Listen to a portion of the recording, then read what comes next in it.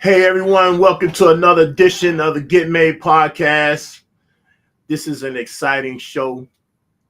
I've been waiting to get this brother for a minute. I've been checking him out on social media for a few years now, and I've been excited about some of the things that he's been doing.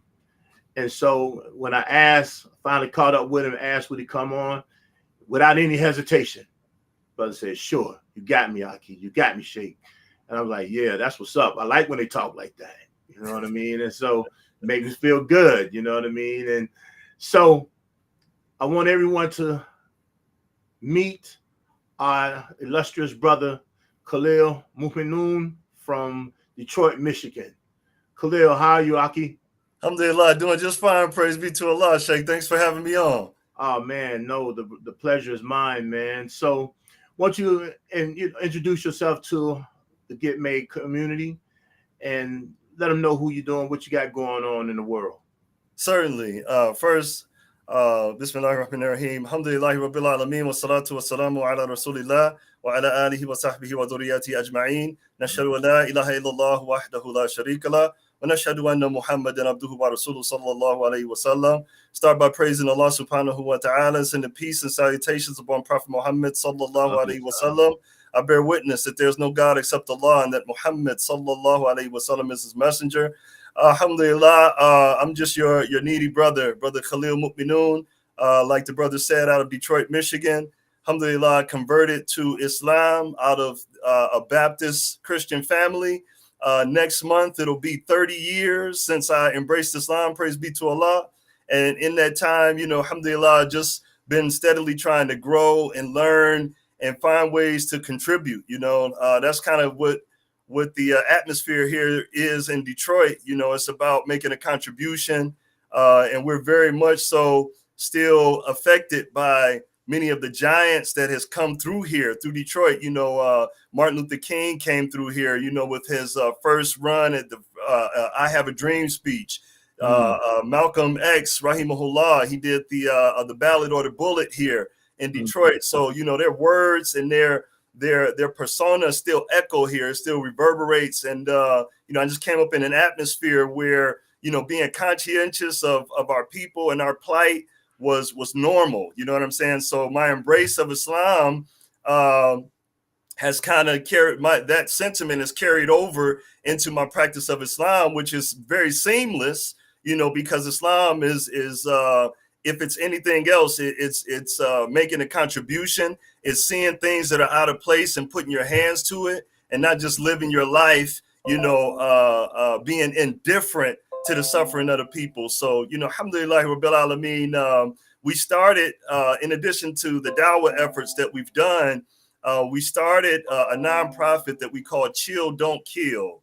And just to, do a long thing short right quick, this was just really an effort on behalf of getting Muslims out of the masjid and back into the community and having a presence in community. There was a time here in Detroit, especially, where, the people looked to us to set the moral standard. They looked to us to kind of understand, how do we rationalize where we are in our spiritual odyssey? You know what I'm saying? And so what I experienced coming into Islam is that that legacy of being out and present in community has sort of diminished, in my time. And, Muslims, I think, have become very comfortable with their numbers and pretty much isolated themselves in the masjid. I mean, with a few exceptions, there were some exceptions here that were holding the line and maintaining a presence out there. But by and large, the Muslims were insulated in their masajid.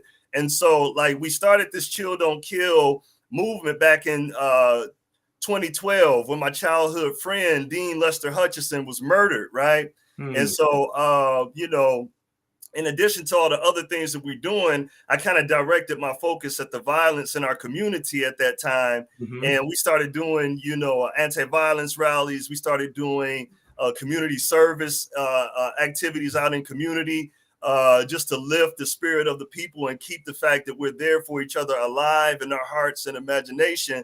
And, we kind of were satisfied to just get Muslims back out in the street, but we decided to get incorporated and taking in a new direction. So in 2017, we got our nonprofit status, and today where we realized that we got to do something more than just community service. We got to really put something in place that can have a measurable impact on the violence in our community. And so what we've done is, I know I said a long thing short. This turned out to be pretty long anyway, ain't it? Nah, man, you all right with me, man. You giving me more stuff to talk about, so that's why I ain't saying nothing. Allahu Akbar. So yeah, just the last thing, what we're doing is we've acquired a property. It's a split level home that we're going to convert into our training facility. And what we want to do is bring young people in out of the community, show them drywall and paint, right? Because you don't need a license to do that. And, teach them how to market themselves and develop the skill set where they can come out and be viable in community. Because we understand, we came through that experience through our 20s, where, having access to finance is very important for young people. They want to have their own apartments. They want to have their car. They want to dress a certain type of way. And so when they don't see options, the streets is always there. Right. So we understand that's the backdrop for a lot of the crime in our community, whereas other people would like to say that we have a propensity for violence and crime. We understand that most of it is economic. It's economic conditions that dictate that, right? Whereas, back in the day, you didn't see as much recidivism with our returning citizens, where you had training programs and things, and you could get your degree within the institutions. They would come out and they would be viable because they had access to that training. And so that's where we started in terms of branching out from our community service activities and just trying to normalize Muslims out in community, helping our people. And we went directly at training these young people as a deterrent for going towards the streets. I'll end there. Yes, sir. Wow, that's a great thing, man. You guys have some great stuff going on up in Detroit, And one thing I know about Detroit, I used to live in Detroit many, many years ago, back in the 70s, actually. I know I'm dating myself, right? But, because I'm being from Cincinnati, that's a straight shot up 75, right? There we go. So I know, all the boys in Detroit, man, they used to always be clean. They like being clean. Ain't much changed in that regard, Shay.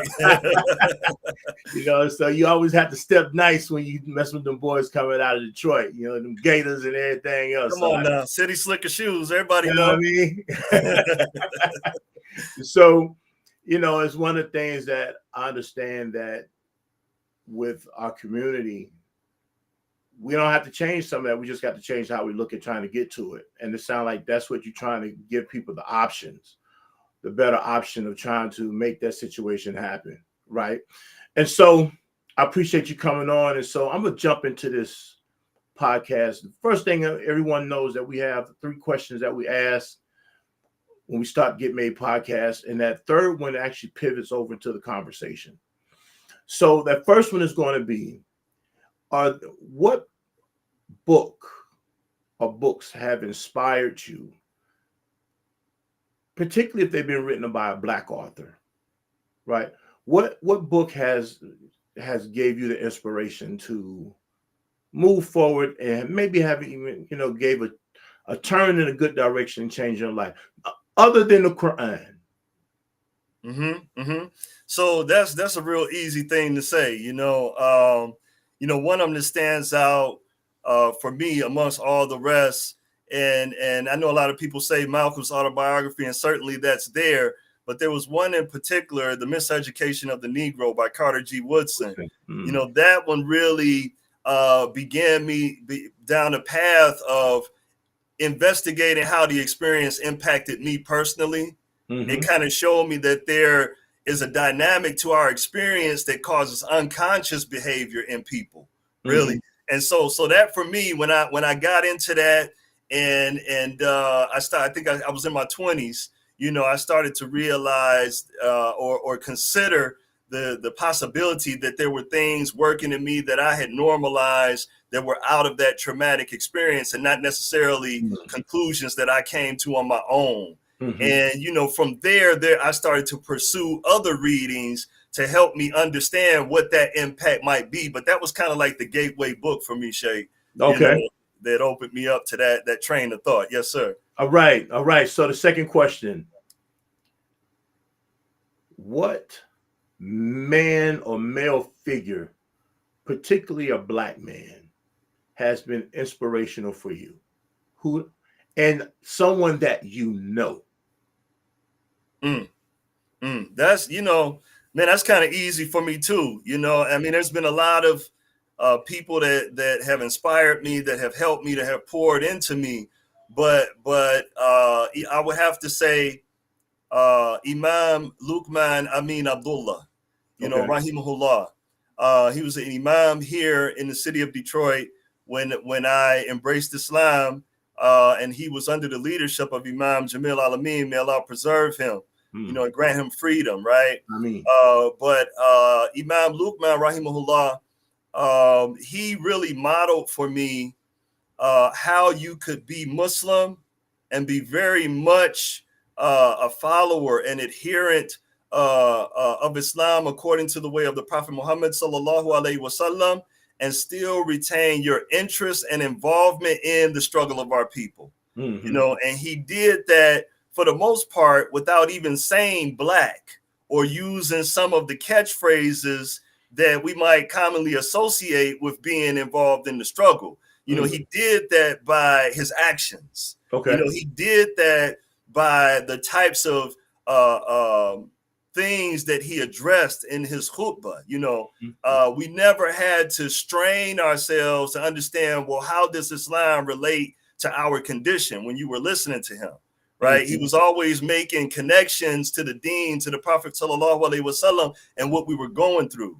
And so I find that with my initial introduction into Islam, having someone like him involved in shaping the way that I saw myself as a Muslim was very important, because some of the other spaces that I was moving around in, it would have been very easy to develop a complex, and when a complex of how is it that Islam relates to the struggle, because in other spaces that I was moving around in, there was virtually no mention of us and how we in our spiritual odyssey fit into this Islamic way of life that I was now, coming into. So Imam Luqman Amin Abdullah. Grant him a high rank among the shuhada. Ameen. So lastly, and this is what's going to pivot us into our conversation. What do you believe is the state of Black manhood, and particularly Muslim, as far as community activism or community involvement? What is your observation? What is your thought about that in this state at this time right now?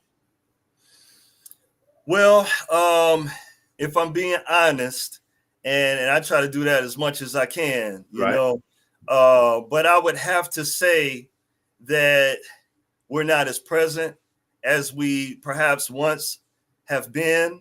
And for the most part, when it comes to community work, is being led by our sisters. When I move around in community spaces, the sisters are showing up big time. They're active, they're involved, they're committed, they're consistent. And, I'm always relieved when I walk in the room and I see a handful of brothers. Now, there are some exceptions.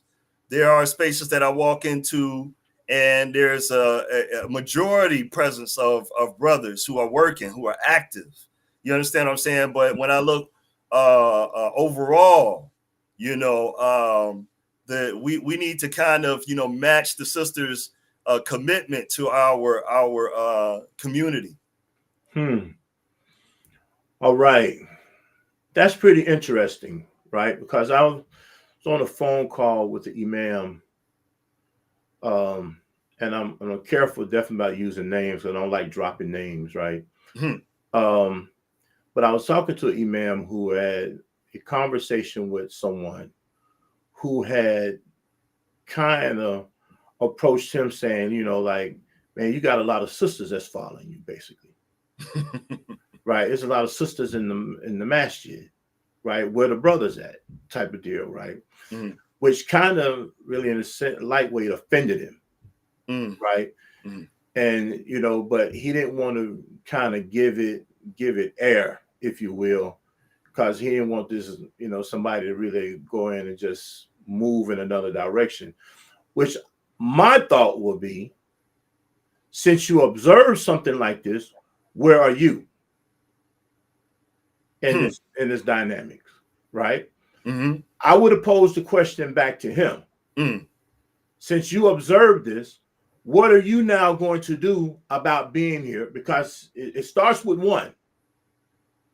And since you acknowledge the situation, what are you going to be willing to do in this regard? Right?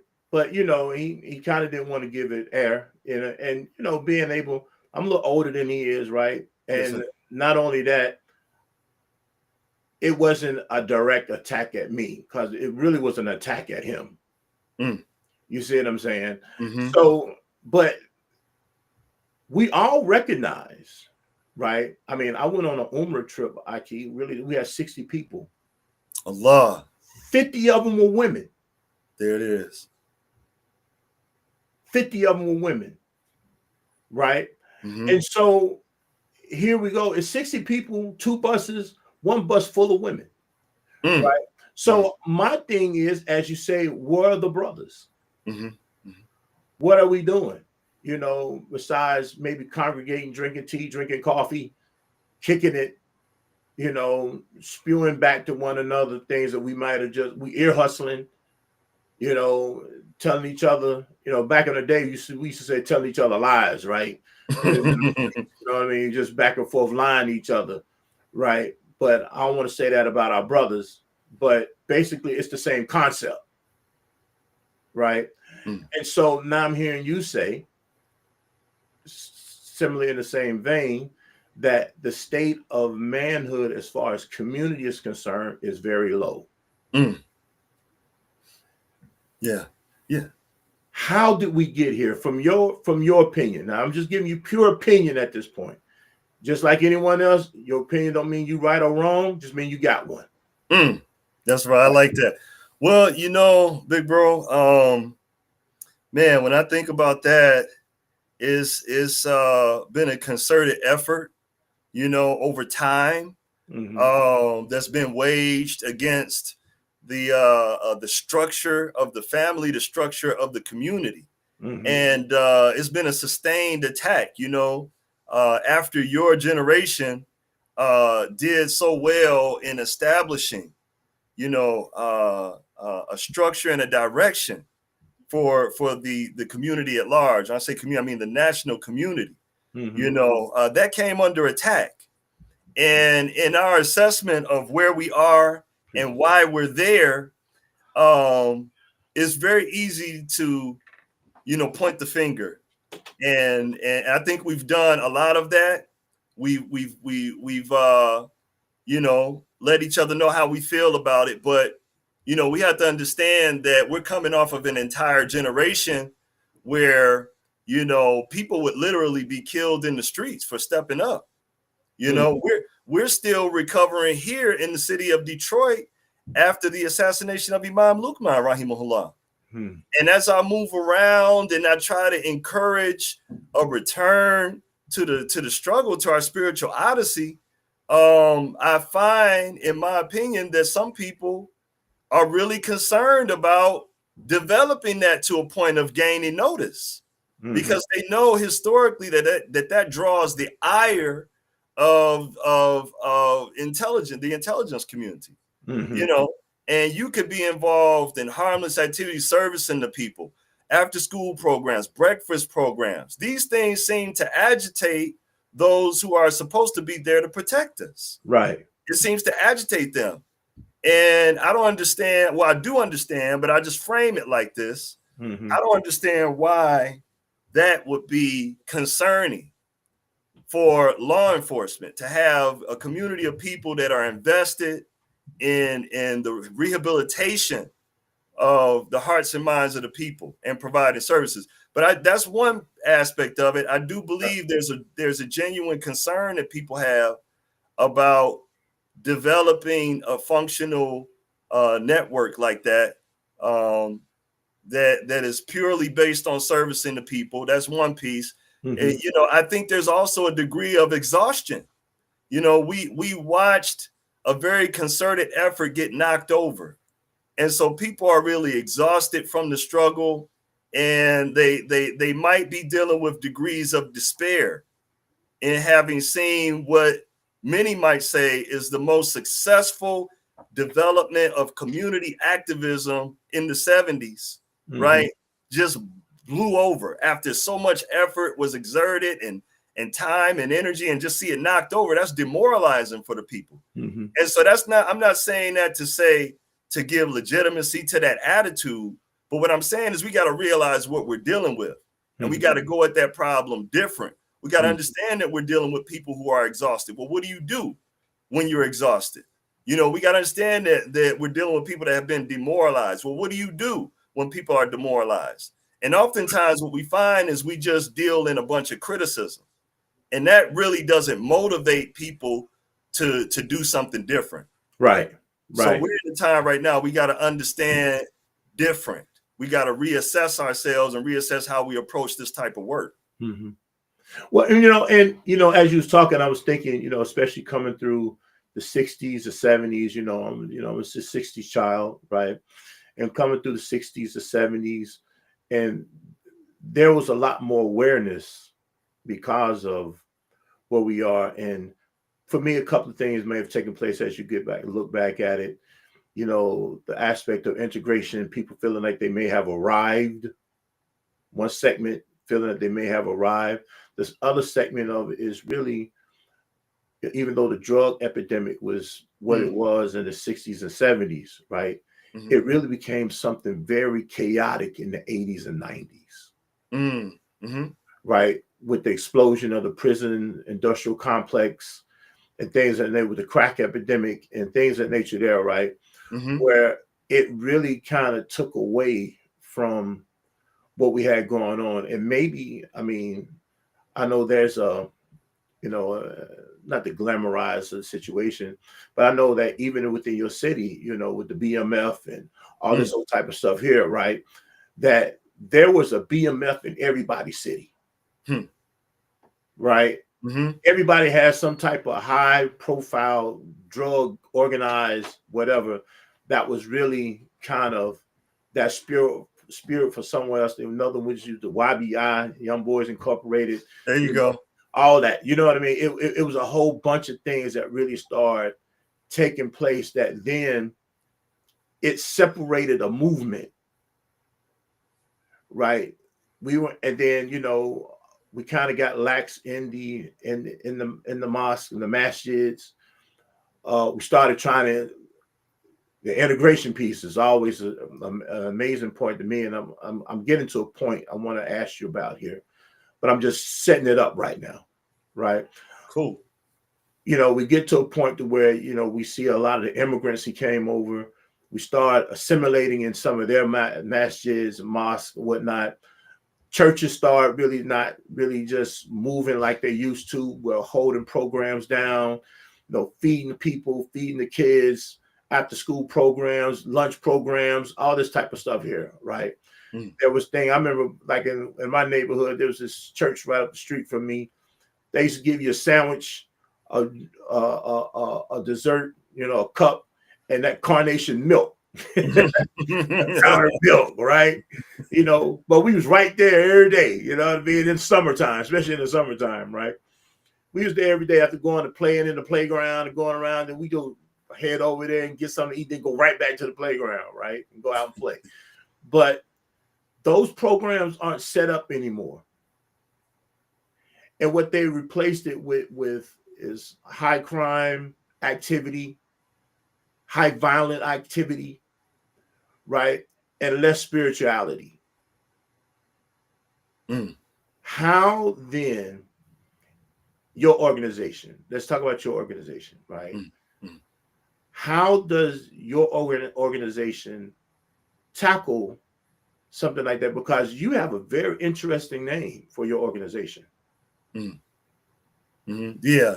Well, that effort is a lot that needs to go into it. If you talk about turning the tide on some of those issues and, affecting a return to some of the healthy, productive things that we saw in the previous generation, that's a lot of work.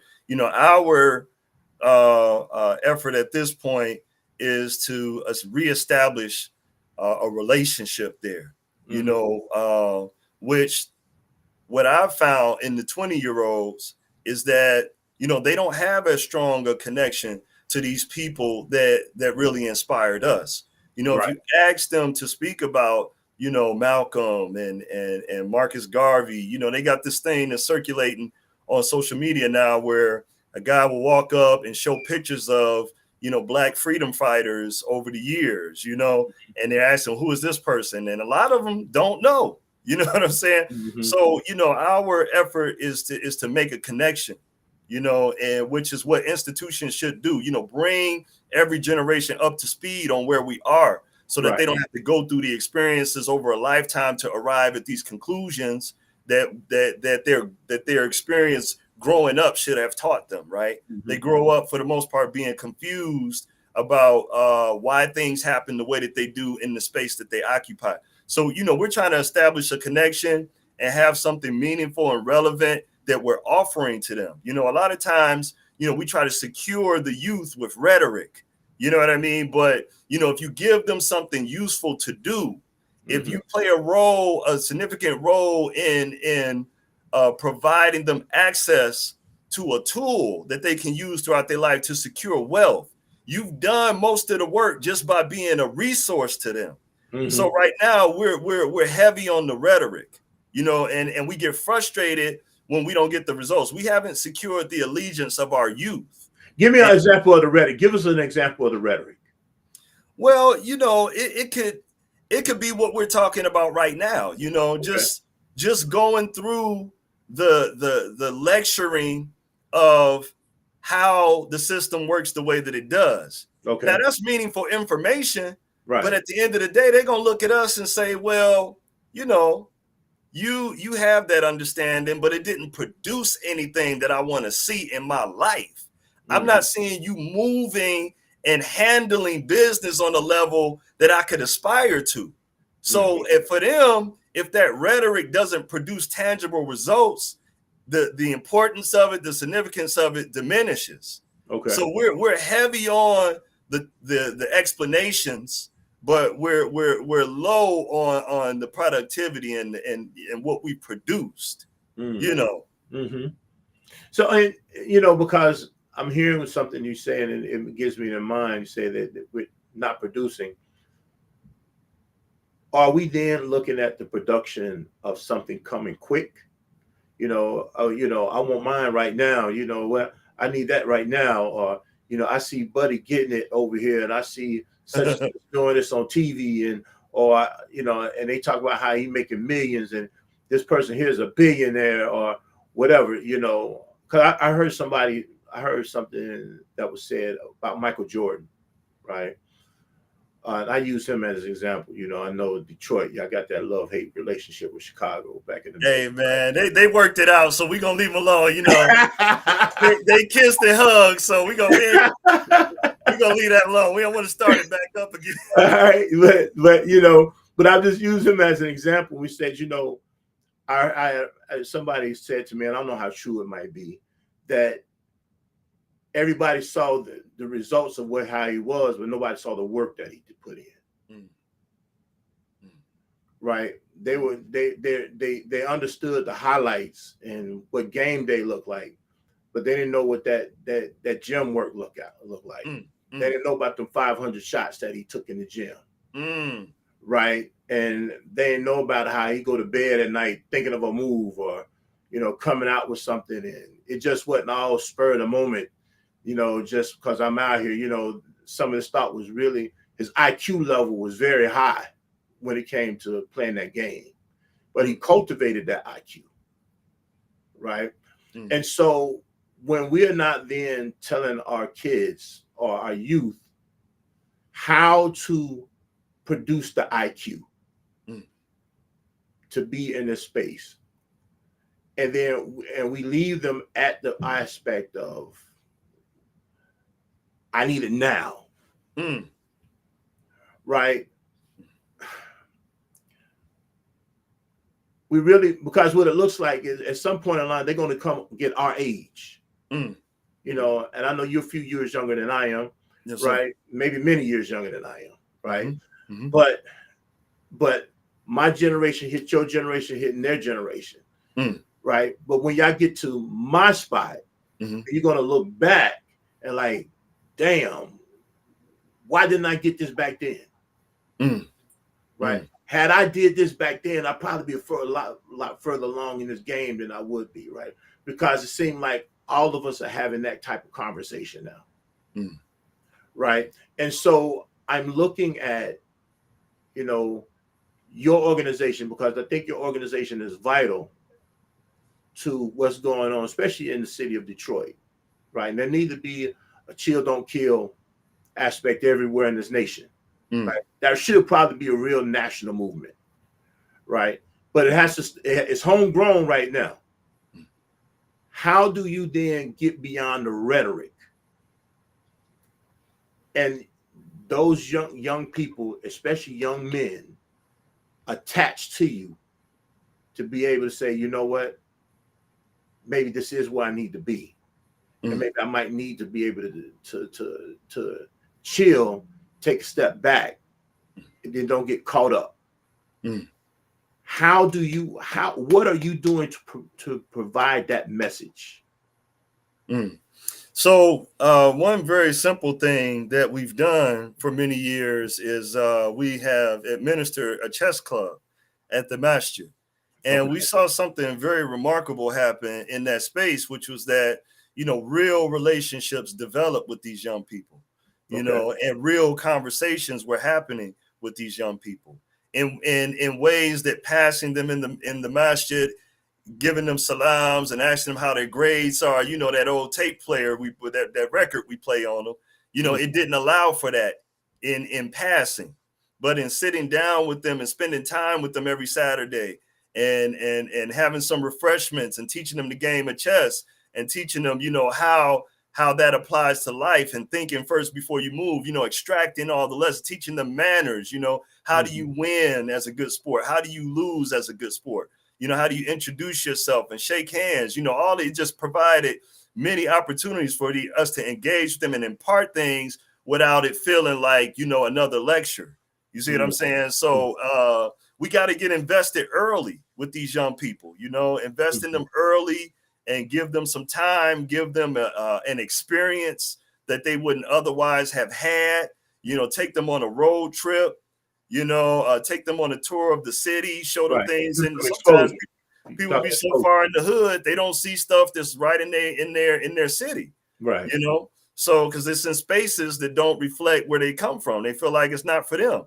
You know, make them feel like they own all parts of the city that they occupy. You know, little things like that, I would say is much more difficult to try to come back after someone has spent their entire childhood, adolescence, growing up without any meaningful involvement, and then try to secure their participation in something. But then another thing I would say is just, you know, how important relevancy is, you know, having an expression of Islam that is relevant. And that's why I speak a lot about our spiritual odyssey, right? And what I'm talking about there is like what has transpired in this part of the world with our people being, you know, enslaved and being brought over here as Muslims. Like we know the history now, you know, so many of our ancestors came here, you know, transcribing whole chapters of the Quran, you know, Abdul Rahman, you know, Omar Said, Rahimahullah, right? All people like this we know about now. And so seeing this return to the religion of our ancestors in a very dramatic fashion, you know, with the Nation of Islam, of course, being an entry point for many of the people like Malcolm X and Wadathaddin and some of the other people like Imam Jamil Alameen, you know, being a direct link between the Black Power movement and our introduction to Islam, Sunni Islam proper, right?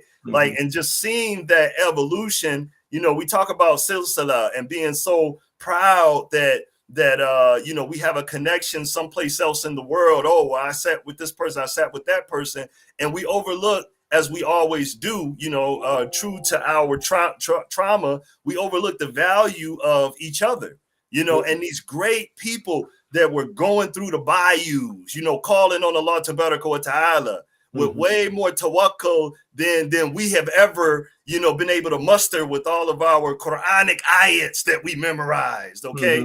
And we lose sight of that. And there's something very spiritually significant evolving in these people, right?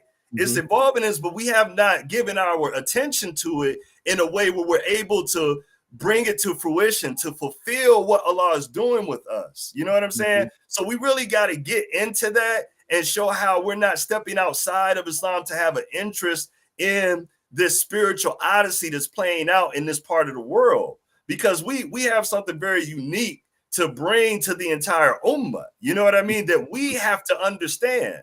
You know, we have to understand, be clear on it before we can share it. We're all being inspired right now with what we see in Philistine. You know, may Allah save our people and give them the upper hand in that part of the world and put down these oppressors who bomb babies, right? But we're seeing a very beautiful expression of faith that in the midst of all of that, they are still praising Allah Tabaraka wa Ta'ala. And how many people have accepted Islam just by virtue of watching a video and seeing these people hold on to their faith under backbreaking circumstance? You see what I'm saying? And so we have an expression of faith that we have to fulfill, we have to bring out, but we're not invested in it. We don't pay attention to it because we're always looking elsewhere for a spiritual expression when there's something very organic and authentic within us. Like, we had a decency prior to coming to Islam, man, that I don't see anymore because we're trying to chase some version of piety, bro. And we got this version, this persona of piety, right?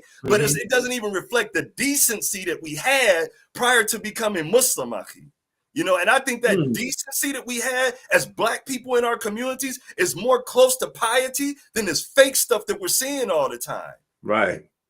Go, man. You know, man, stop. You know, let me stop right here because I'm telling you, I'm getting excited over here, bro, just listening to you, right? Because I have been saying that for some years now, is that we have lost the character builder here. We have learned that even with the name, plug it in and give it to me quickly. Okay. Even with the understanding of the names and attributes of Allah, we have not grasped it enough to understand that these are character builders. And we know it now, where people back in, you know, our early, you know, Muslims, our early Black Muslims or whatever, during that time, we didn't have all this knowledge that, you know, similarly, you know, we got more students going to study all over the world than anything else nowadays, right? Or they sit at, you know, they pick up books more often, or they get into lectures, or they're doing a lot of things, right? But the character builder is not there. And we lost that piece. And you are right, because, oh my God, man, if I would have done some of these things as a kid that they do now, man, my mom would have been, I say this the way I want to say it, she would have been killed me. Right? You know, because that ain't grammatically correct. Whatever. My mom would have been killed me. All right. 50 times over. Had I done some of these things that we see a lot of, you know, that we see people get away with now, right? And this is not to just chastise people, because again, we don't want to lecture. We just want to be able to give the observation of what it is that we see. And yes, you know, it's people walking these fine lines of wanting to be here, but not wanting to be here. Meaning They want to hold on to Islam, but then they want to hold on to something else. Right. And what happens is that I'm seeing that for the Muslim community, we're up for men. Let me not say community, because women are doing a different job. I give it that much. And I ain't gonna sit here and act like I'm just gonna, champion sisters all over the place, right? But I have to give the flowers when the flowers are due. Right. Right. And I see more women involved in the community than I do see men. And I see more men talking than I see involvement. Right. And I asked you this question with saying that, why do you believe we are scared to get involved? Because you kind of start hitting that a little early, and so I'm circling back around to it. See if you pick that back up.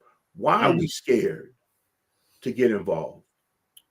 Well, I mean, I mentioned that as part of many reasons why we decline to get involved, and more so because it's something that I experienced very recently with some of the things that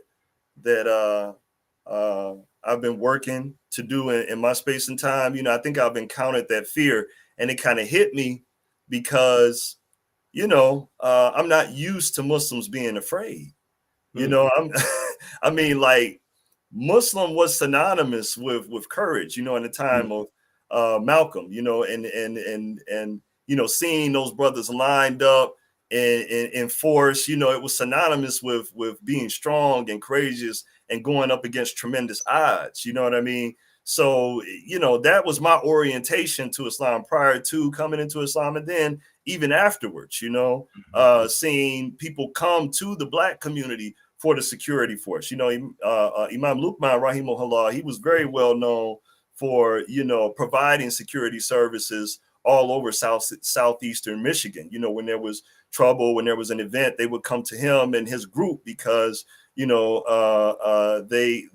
were security conscious. Okay. So that's why I mentioned it, because to me it struck kind of hard as a possibility that people are actually fearful of drawing attention, that kind of attention.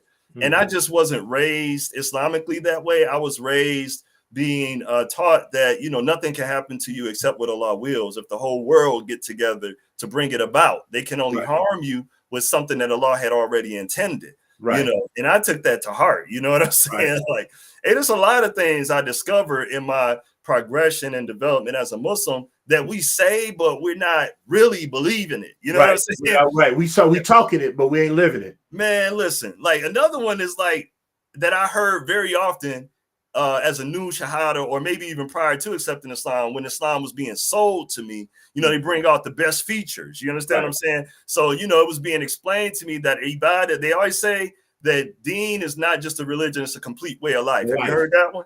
Right. You heard that one? Yes. Yeah. That's always right. Okay. It ain't a religion, it's a way of life. Right. It's a way of life. And then as it goes on, the narrative goes on, it says that even work is ibadat, right? Which is a beautiful, even having relations with your wife is ibadat. Look at it. Look at it. Don't get no better than that. But exactly. We story. But that's another story. That's another story. but on that tip though, if we really understood work as ibadat, if we brought the same focus and intention that we're doing this for Allah Tabaraka wa Ta'ala, nobody should be able to outwork a Muslim. Right. They talk about the Mexicans doing drywall. Muslims should be 10 times more diligent and efficient and committed. You know what I mean? But you can't find a Muslim sometimes. And I'm a contractor, I know. You know what I'm saying? Sometimes I'm hard to find. Astaghfirullah, y'all forgive me, man. We're a work in progress, man. But listen, the point is that we say things that we don't really believe. You know what I'm saying? And we just good saying it. Yeah, we got to start hearing ourselves when we talk, and not just running off at the mouth. Right. Well, and I don't want to be in a position where I'm gonna pick the bones of people, right? Yes, sir. But because and some of that probably I've even probably been guilty of that myself. Yes, right? sir. So, you have to stand accountable when accountability is there. Yes, sir. I've probably said some things and done some things and then done the opposite of what I said. Yes, sir. Right. Intentionally and unintentionally. Yes. Right. And so I have to wear that. I have to wear that. I have to wear that chain, that ankle chain. I have to wear it. You know what I mean? It's hooked to me. That ball and chain is hooked to me. Right. And so, but I'm trying to shed that chain. And the reality of it is that if we're not willing to shed it, then we're not willing to hold our community up, right? And I know when people say, one of the things and I'll get into your program a little bit more because you spoke about the drywalling, right? And I know you and I talked about drywalling, painting, and things of that nature. They're really showing, men how they can be, they can provide for their families, do it for their families and different things of nature. They're taking care of their families by having these skilled trades, right? I think what many people don't know about me, right, is through I'm a former high school dropout, right? And I was formerly incarcerated, right? I am a returning citizen, right? And so in that space of being incarcerated, I learned how to do electrical wiring, right? I learned how to weld, right? And I also was on a firefighter, right? So I learned a first-class firefighter, right? With pure national training, right? And so with over 250 fires fought in my life, right? Allahu Akbar. And so, but that was a skill learned versus, and I'm a college educated person. Allahu Akbar. And with advanced degrees and doctorate level, right? Oh man, you a unicorn. Gosh, bro. I need that unicorn money though. Right? And but being able to be in a position of also being an author, being various different things, but that stuff took time. And one of the things I am, for those who are able to go to college, I don't think I even emphasize the college track as much as I used to anymore. Right? Because I really do believe that there needs to be, we don't have the skills out here anymore. Those people who have the skilled labor, those people who know how to put up, do remodeling or putting up drywall or do finishing and things with expertise. Because I really do believe that is something that is lost. We kind of got a little mediocre in what we do. Right? I see that a lot now. We're cutting corners. We're trying to cheat the system. We're trying to do a lot of these things thinking we're getting at the bag. Right. And so, and I'm hearing you say how you are trying to, with your program, with a lot of things that you're trying to do, is show that it's not always going to be the quick route to it. But as a Muslim, because this is something that we also was shown, that was the bag sold then too. That was the goods that were sold too, that we are the best of people. Right? That, even because I embraced Islam in the system. Right? And these were the upright, staunch guys. Nobody messed with the Muslims. Right? They carried themselves a particular way.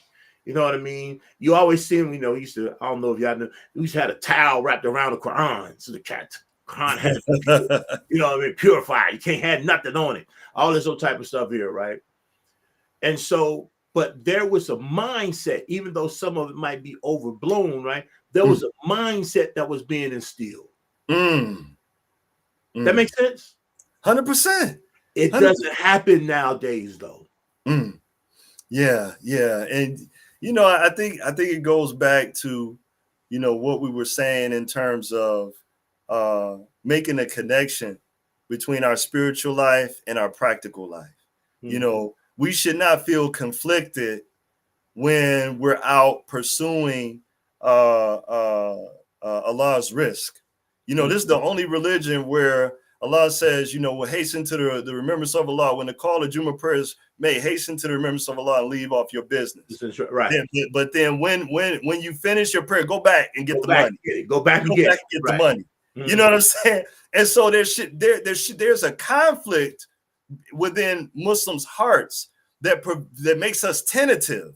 Where we go at things, but we don't invest ourselves fully in pursuit of it, because we had this strange concept of how dunya and deen conflicts with each other. You know what I'm saying? And so that is really what. You think that's a black thing, though? Do you believe that's a black thing, though? It to a large extent, yes. I think it's a carryover from, you know, the Christian understanding to a large extent. You know what I mean? And it is a black problem. I mean, at least when you see it play out in real life, because you know, you'll see the Sheikh leading Taraweeh, and may Allah bless us to witness Ramadan, and then he'll leave the masjid and go open up his store. You know what I'm saying? And you know, black Muslims, with the exception of perhaps, you know, the Imam Warath-ad-Din community, still seem to struggle with the concept of pursuing wealth as a spiritual aspiration, you know, to connect it to what they're doing spiritually. You know, there's a famous hadith about one of the Sahabas, you know, after the Prophet ﷺ, opening a shop just long enough to fulfill a narration or a word that he heard from the Prophet ﷺ that had to do with, you know, being easy upon the buyer, you know. So he opened the shop and he made the sale, and a person brought the product back, and he took it back and gave him his money with no questions. Then the person came back and noticed that he wasn't conducting business anymore, and he said, well, man, maybe I messed up his business by bringing that back. And he asked him, why are you not selling no more, you know? And he says, well, you know, I heard this from the Prophet ﷺ. I just opened that business to fulfill that statement from the Prophet ﷺ. Then I was done. And that's to make a point there. But the point is, you know, to see the fulfillment of our spiritual aspirations in everything that we do, you know, in our community involvement. It's a great tragedy right now that a lot of Muslims that I know who are really motivated to ensure that people have access to water in the city of Detroit. That's their passion. That's what they move on. They don't oftentimes find a welcoming space in the masjid to be encouraged in what they're passionate about, community activism. So the masjid needs to stop being so narrow in its conception of what Islam is.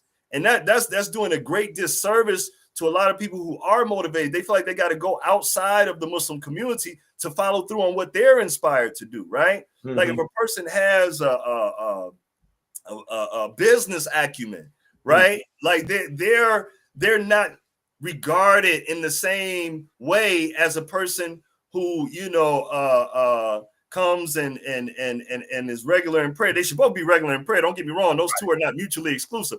But for lack of a better example, just are seen in that religious. They're seen in the masjid all day long. Yeah. There you go. I like that. So the point is that we have conflict in the way that we understand these different pursuits that makes us tentative, and it makes us not pursue it. And more importantly, the community doesn't rally around it. They have to do it in isolation. They have to make a business, go through the difficult task of starting a business from ground level and building it up without the aid of community. And in every other ethnic group, what you see is that they say, oh, that's a Yemeni brother with a auto shop. Everybody take their cars there. It's not a conversation. It's ingrained in their thinking. But us who have had our tribal bonds destroyed, you know, we don't feel that same. We don't have that same reflex. You see what I'm saying? When we see our people investing in a particular direction to ensure that it's successsul. You know, Brother Khalil Muhammad, I saw him on your program recently. He just recently opened up Motivation Museum. Right. He's there as he has an art gallery. He's a fine arts dealer, you know, and he does, you know, programming, community programming from that space. Right. And alhamdulillah, the community shows up for him. And I'm very proud of that. That might be an exception. but there could be more support. There could be more support from religious, institutions, and it could just be a whole rallying effect that we don't see oftentimes when somebody strikes out to do something. And so we got to understand that we're putting ourselves together differently than other people, right? And there's some missing pieces in us that might not be missing in others. And our visionaries understood that. There were things that Imam Warathuddin rahimahullah emphasized that time has proven is exactly what we needed to hear. Right. At the time when I was coming into the deen, they were being regarded as if they weren't even fully Muslim. Right. Despite the fact that they had, a very firm shahada and made a very clear break from, what his father taught as Islam, right? But they were still being treated, as other than. In my experience, I don't know how it was elsewhere. And now the children of that generation have more cohesion, right? The children grew up around each other, and they had to, protect themselves and come together, being surrounded in an environment like Detroit. You better have a base, so they rocked with each other even when the parents' generation maintained degrees of separation and didn't really model unity for us in that respect. There were some exceptions, but by and large, you were much more cognizant of the fact that there was a divide than you were that we're all Muslim together, right? And so that's the thing, we gotta realize that we're putting ourselves together differently. We have conflicts with our spiritual aspirations and our social aspirations that shouldn't be there, and we got to go at that differently. And one of the things that I think is very key is reestablishing our tribal bonds. Once you say tribe, for the most part, especially African-American Muslims, but really Muslims in general, everybody start, feeling uncomfortable, squirming in their seat, because they don't understand a healthy prophetic version of how you can connect with tribe. Well, really, Allah Tabaraka wa Ta'ala says, وَجَعَلْنَاكُمْ شُعُوبًا وَقَبَائِلَ لِتَعَارَفُوا.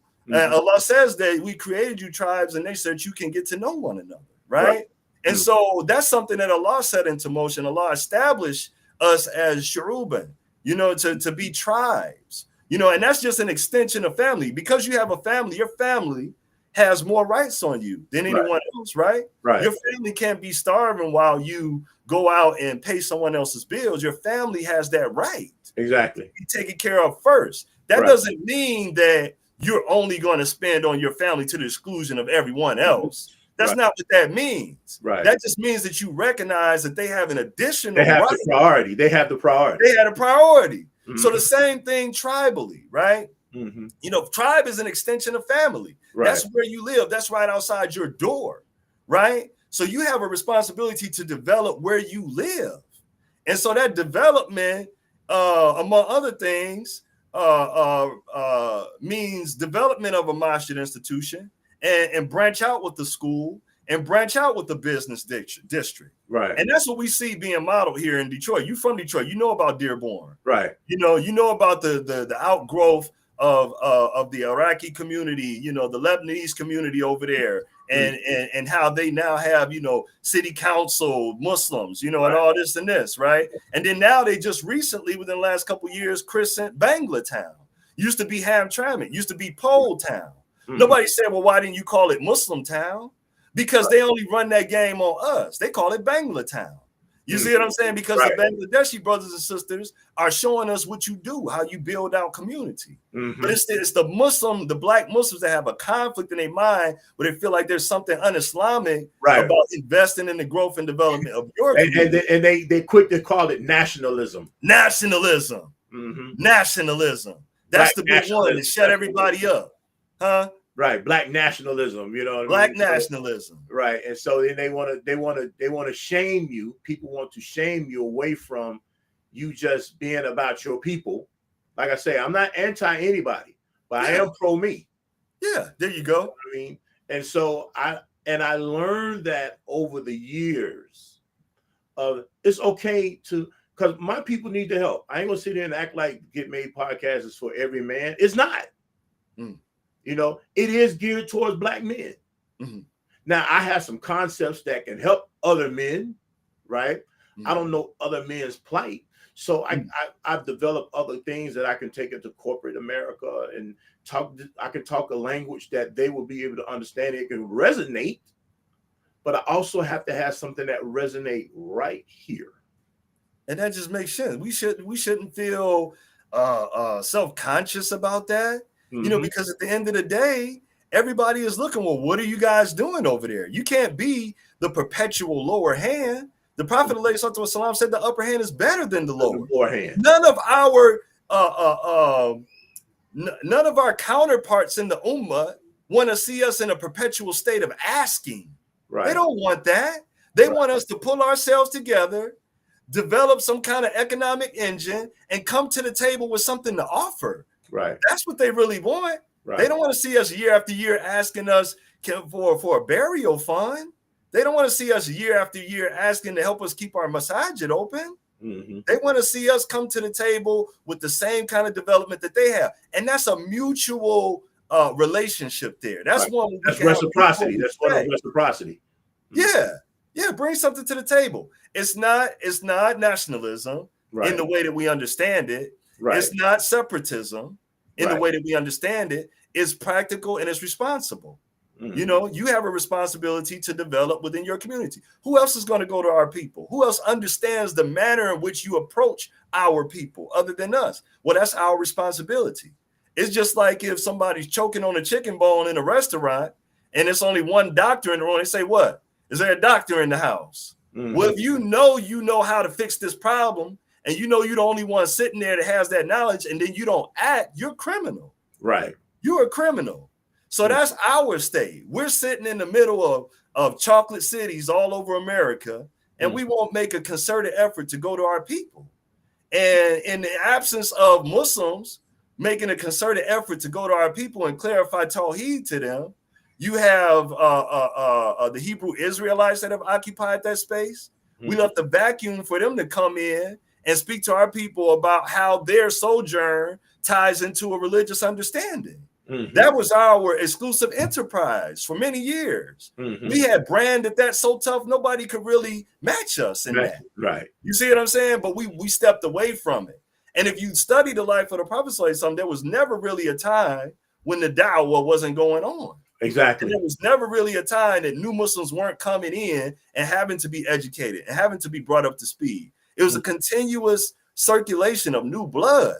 Right. And that to a large extent, I feel like that would really heal our communities.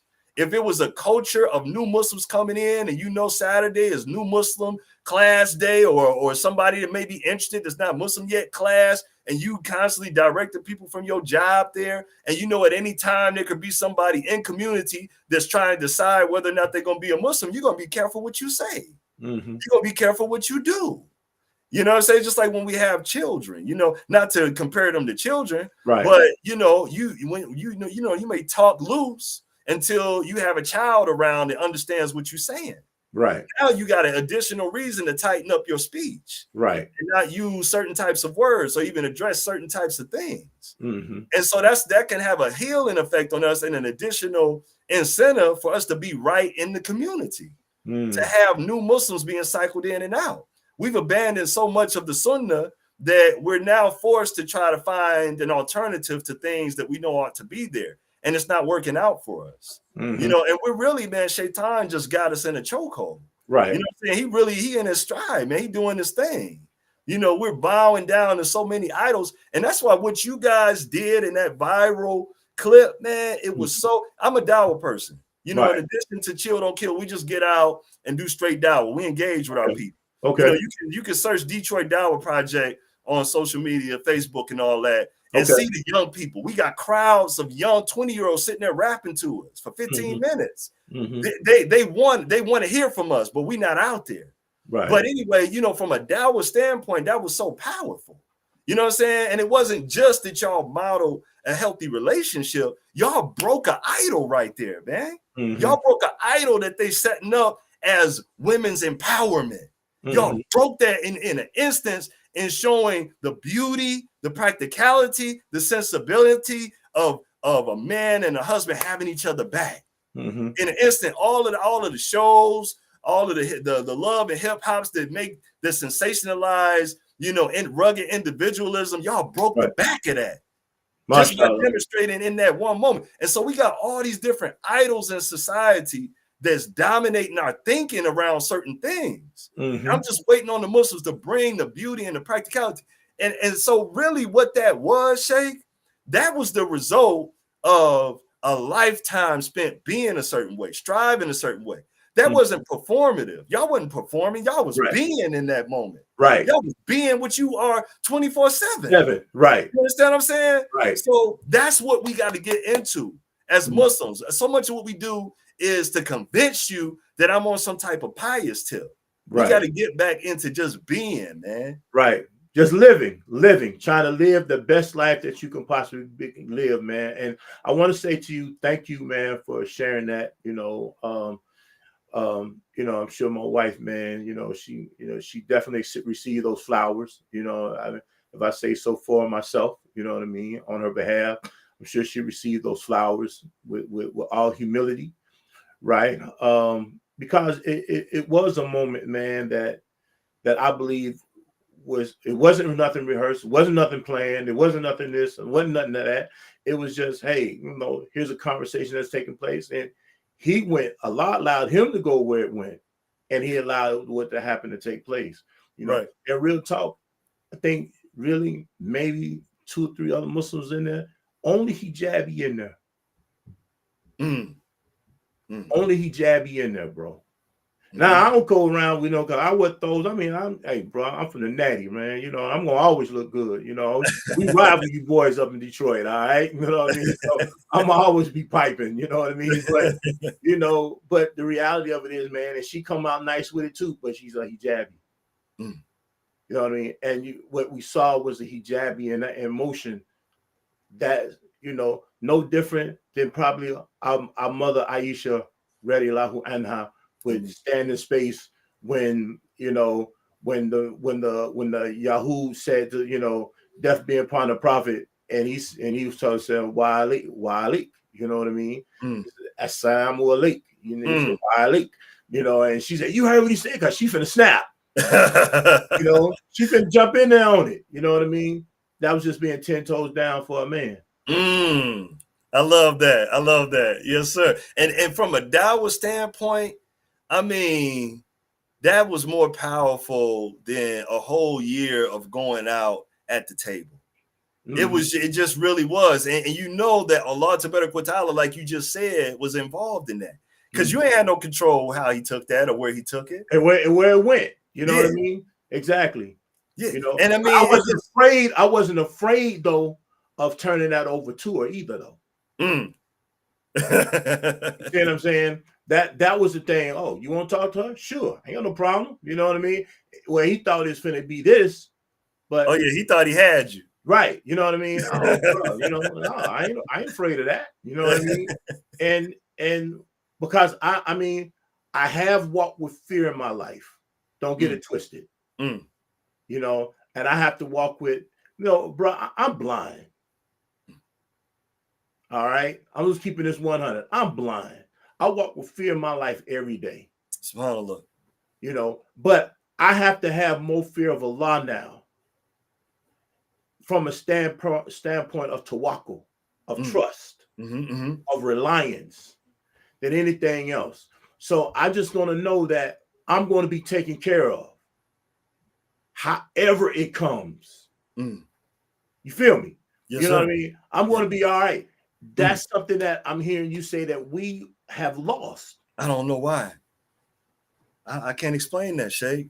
Not with the tradition that was handed to us, and that's what really grieves me in this moment in time, because we're so susceptible to others coming in and seizing on our communities. You know what I'm saying? They see us in an ignorant state.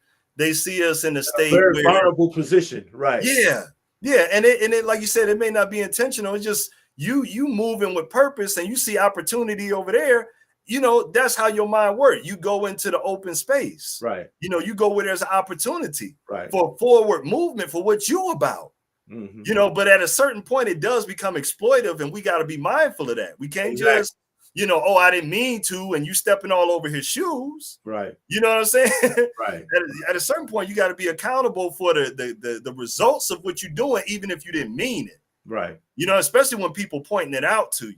Mm-hmm. So those of us who do have insight and are not, you know, easily swayed because we've seen the signs of our Lord, and we know that Allah Ta'ala commanded the Prophet ﷺ, go to your close friends and family first. Mm-hmm. That wasn't because he didn't have any intent on him going outside of those, but there's a prophetic progression there that gives us insight to how this thing evolves.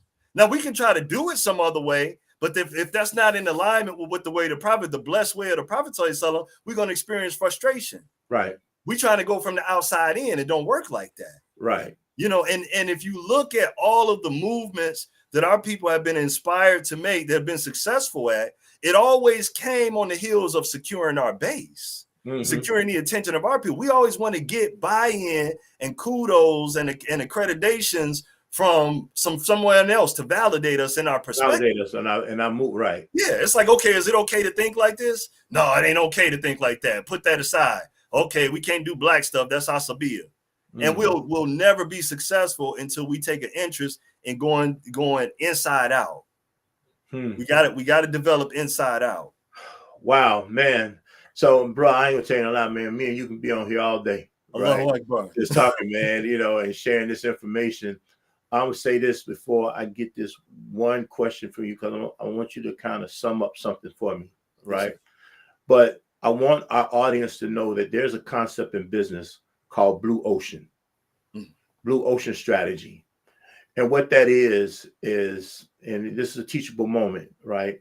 What that is that there's this vast blue ocean that there's plenty of opportunity.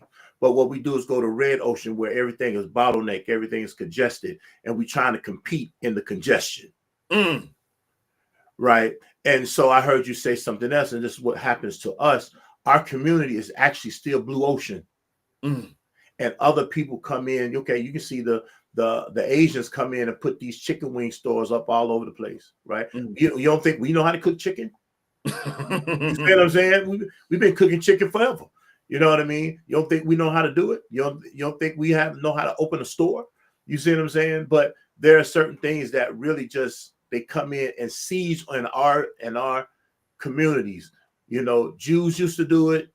You know, Asians do it now. You know what I mean? And there's just been always something that when we try to do it, we don't go to each other, and we don't support each other in that. And so when people see this happening, again, this is blue ocean for them. Well, I'm gonna go over here and compete over here and put up a store next to Ruth Chris when they ain't even buying that. When I go over here in the black neighborhood and put up a chicken wing spot and everybody come, you got chicken wings, everybody gonna go there. They know everybody gonna get this money. You know what I mean? Because somebody gonna come in here and buy the chicken, right? So here's what I'm saying to you in that, you know, I just want to introduce that to our audience, right? That understanding and how not to be victimized by that, right? So 3 things, man, that you would like to leave as we close up. 3 things that you would like to leave our guests with as far as moving with purpose and establishing activism in the community. Alhamdulillah. Alhamdulillah, Rabbil Alameen. I would just say with Ramadan coming, we need to understand the opportunities involved in what Allah Ta'ala extends to us. You know, every Ramadan is an opportunity, every Jumu'ah, from one prayer to the next. You know, it's an opportunity for us to make the necessary changes in our lives.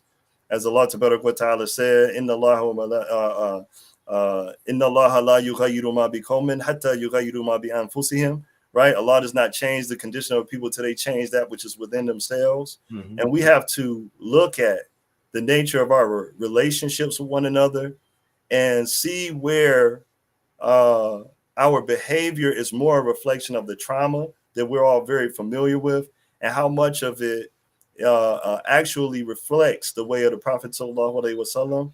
It was my deep study, or I'm not going to say deep study, but because I'm very surface level with that, cracking the books, but it was my focus there that really animated me in terms of being confident enough to say these things, because we don't want to say things that are against Allah and his Prophet sallallahu alaihi wasallam.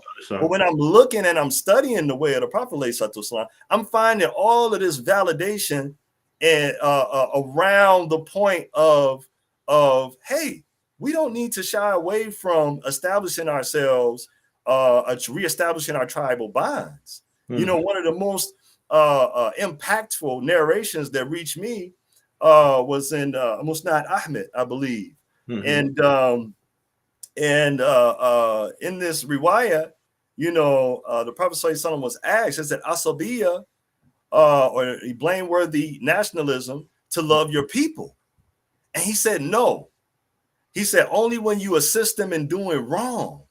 And so for everybody else, you know, the emphasis is on not getting involved in asabiya and helping your people in doing wrong. But for me, what resonated was the first part of that. As a black man that knows we've suffered in terms of our tribal bonds, he said, no, it's not tribal blameworthy nationalism to love your people. What is he talking about there? Is he talking about the general love that we have for all people? No, he's talking about the special love that people have for their people.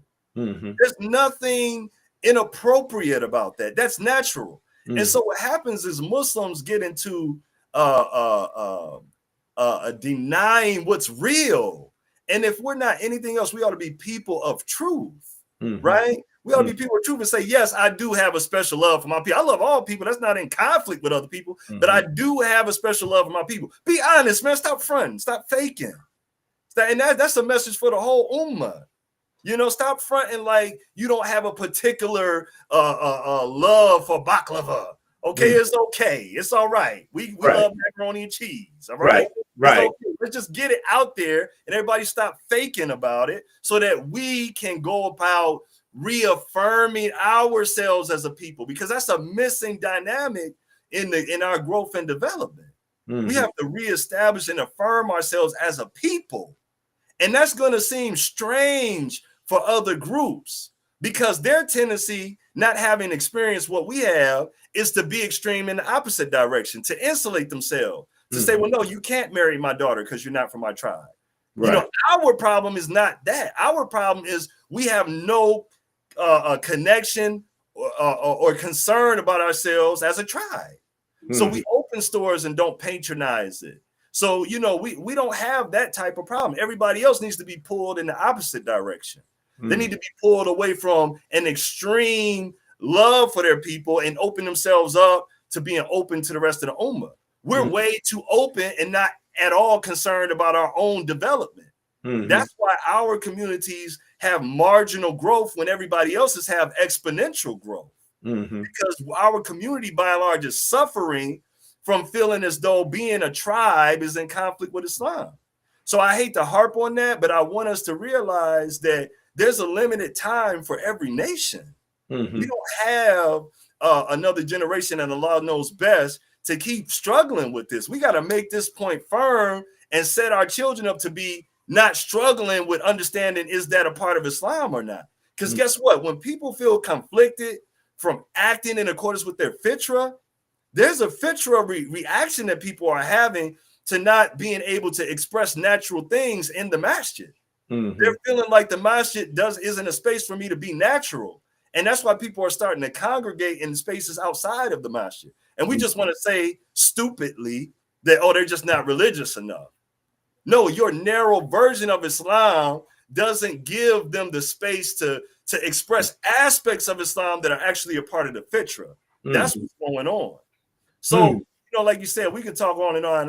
You know, you got me going, brother. So I'm just going to stop. Man, you know what? And here's what's going to happen. And this is the beautiful thing I love about it, man. At a definite later time, you know, you're part of this Get Made community. You're part of the Made Men community.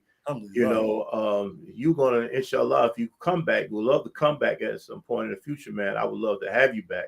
It'd be my pleasure, brother. You already know. You know, and so tell the people how they can find you and some things they can, even how they can kind of donate to your cause if that's something that you can, they can do. Alhamdulillah, we appreciate that. You can find us at chilldon'tkill.org, or on Facebook at Chill Don't Kill, and Instagram Chill Don't Kill. You can message me there. I do believe we have our hotline number available on our chilldon'tkill.org site. It is under construction. We had a problem with the auto pay renewal on our domain, so it dumped all of the pictures and content that we had there, and we're reconstructing. But I do believe our donate button is live, and you can donate there. You can go to CDKORG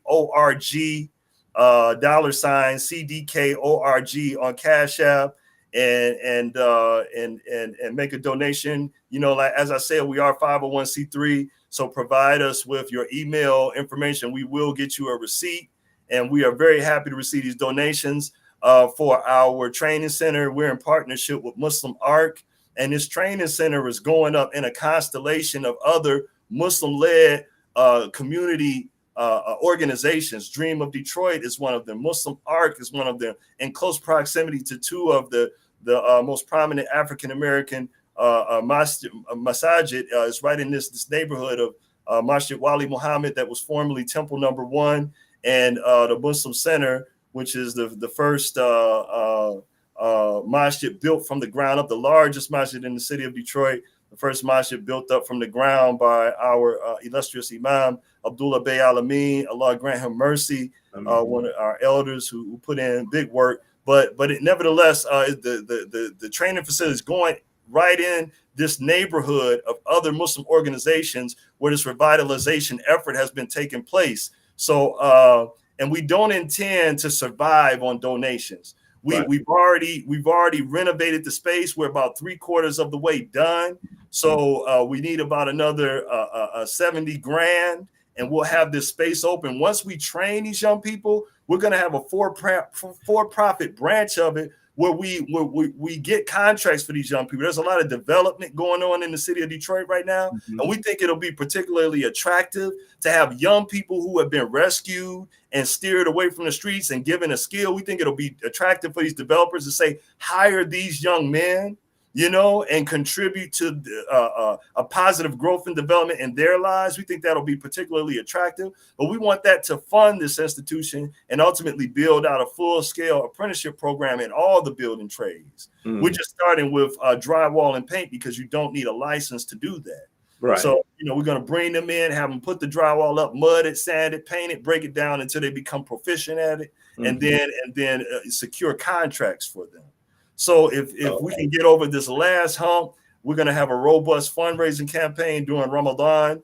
We ask everybody to look out for that on social media, and we just appreciate you, brother, for everything that you're doing. Thank you so much. No, thank you, Aki, for coming on, man. I really do appreciate you and the efforts that you're putting in, you and your people up there in Detroit, and hopefully some other people will be able to kind of connect with you who have some other things going on in other areas, and maybe be able to plug in and replicate what you may have going on up there, right?